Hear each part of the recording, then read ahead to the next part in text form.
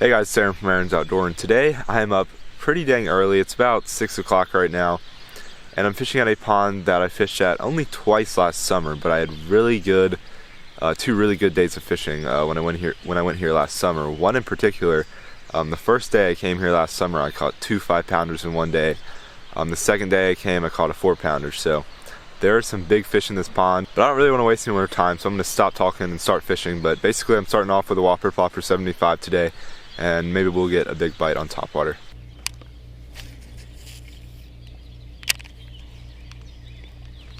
Got a fish. Oh my gosh, my drag is not working. I have a fish on the end of this. My drag is not working. What the heck? I can't even reel my reel.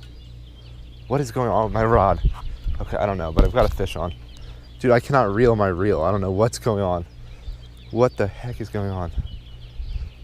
My reel is just busted. What is going on? I can't even release the tension. I literally cannot reel it. Oh, it's still messing up. There we go. I don't know what was wrong with my reel. That was bad. This seems like a decent fish. I know he's pretty small, but still, at least we'll be able to get him in here. He just got himself really tangled. He's like side hooked. Oh, there we go. Still, okay, not a bad fish. He's about a pounder or so. I don't know what was wrong with this reel. I literally couldn't reel at all. It was just stuck. He probably was hooked in the mouth and it just came undone when I had no tension on him. You know, I actually did keep decent tension on him for as well as I could for a reel that wasn't working. There we go. A little 1-pounder started off. That was probably my 4th or 5th cast, so definitely a good sign. And actually, both other times I came here, I didn't catch anything on topwater. I had a bunch of bites on topwater, but I didn't land a single fish from topwater, so that's a good sign. We'll take him. Hopefully my reel doesn't malfunction, especially if I get a big one. I mean, it seems like, you know, it's working fine right now. Just better not mess up again.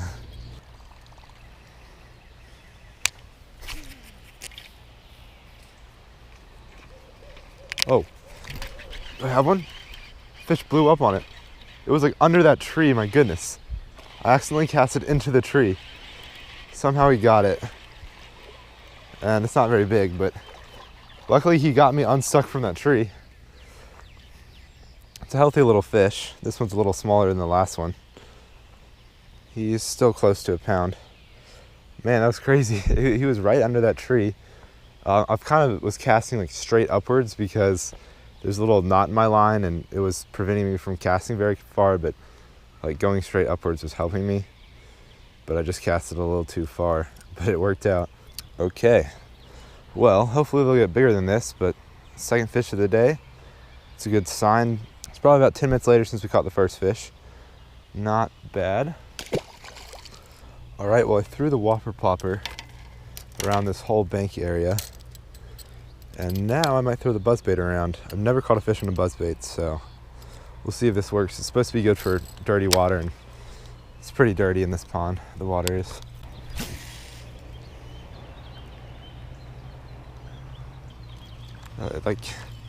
It has a mind of its own. It's going one way. Maybe I need to do that.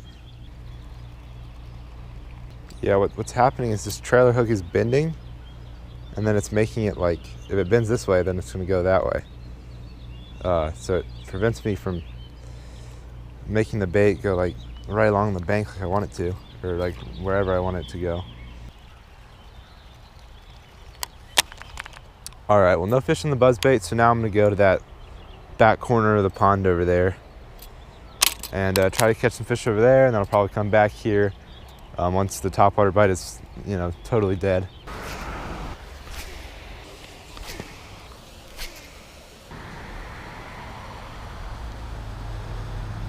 All right, well, I fished this corner for a good little while. Nothing, no bites or anything, so I'm going back over to where I started. Hopefully we get more fish over there.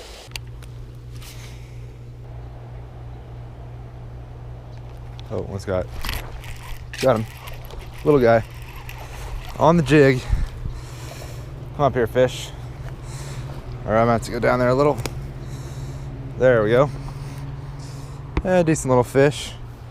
Pretty similar to the first one we caught. Yeah, about the same size as the first one. Just another pounder. But yeah, he bit this jig and took off with it. I could see my line running to the right. Hopefully my camera wasn't facing upward too much, but there we go. Third fish of the day. So no big ones.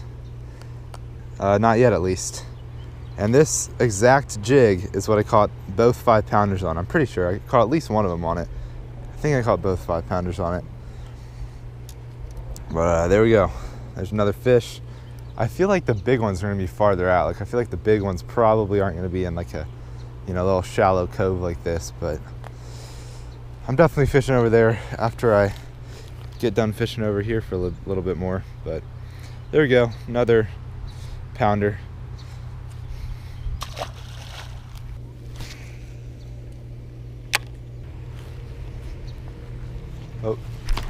Oh shoot. Okay, I think a fish had it. I'm pretty sure. Pretty dang sure a fish had this.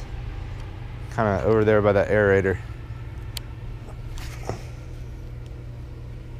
Hopefully he'll come back for it. He probably wasn't very big all the way up in that shallow water, but oh yep, he's hitting it.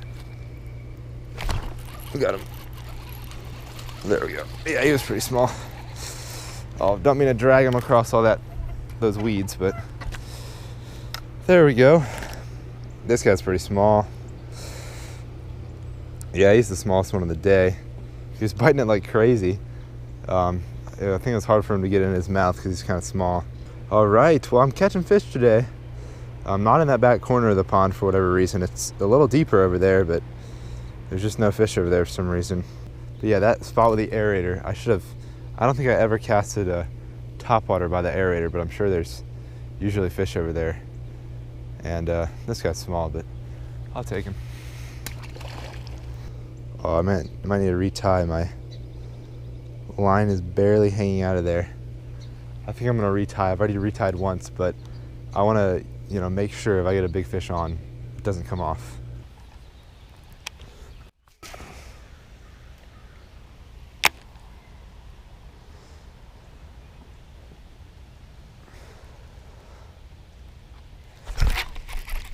There's a fish.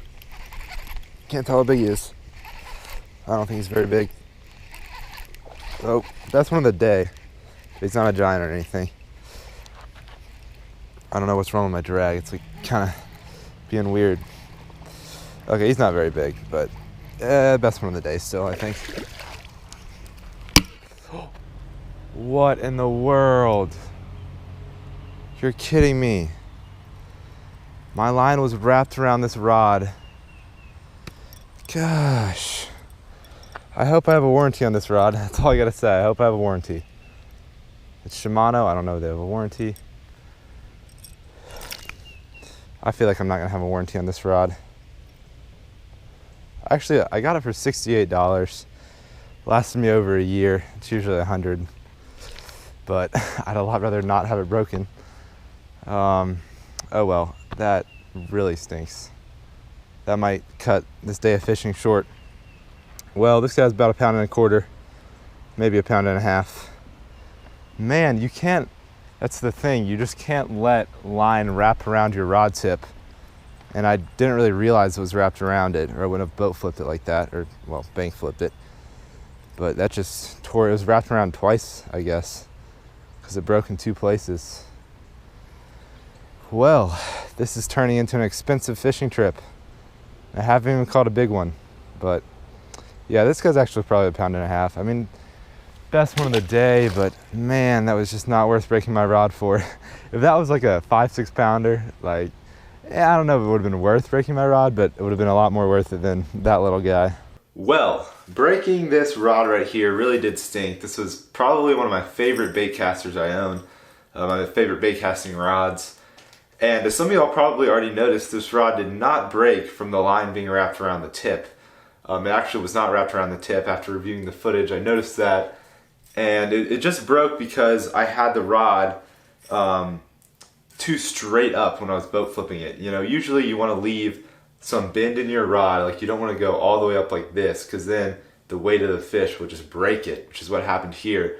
I don't know if I did a good job of showing that right there, but basically you want your rod to be at probably at least like a 45-degree angle, so your rod doesn't break, and you want to leave at least like 3-4 feet of line out. I think I left plenty of line out. I basically just lifted my rod up like this, which made the fish go closer to the end of the rod, and pull it down and break it. So just, be careful. Leave probably at least like a 45-degree angle when boat flipping a fish. That way you won't break your rod. So that really does stink. But I did look into Shimano's warranty program or whatever. And basically during this like coronavirus time, you have to send your entire rod in. Like you have to send the whole thing in. You can't just send in a piece of it, which is what I did with the Luz when I broke one of my Luz rods. And then after you send it in, which probably costs a lot of money because, shipping like an 8-foot tube is definitely not cheap. And then after you send it in, they're going to inspect it. Then after they inspect it, they'll decide then whether or not you're eligible for the warranty. So I don't really want to spend a bunch of money to ship my rod if I don't know whether or not I'm definitely getting a new rod. So that's probably one of the main reasons I'm probably not going to go with a Shimano rod. When I buy a new one, I'm probably going to go with the Luz, because I have had a Luz rod that broke before. It was a pretty expensive rod, more expensive than this one. And I sent it in.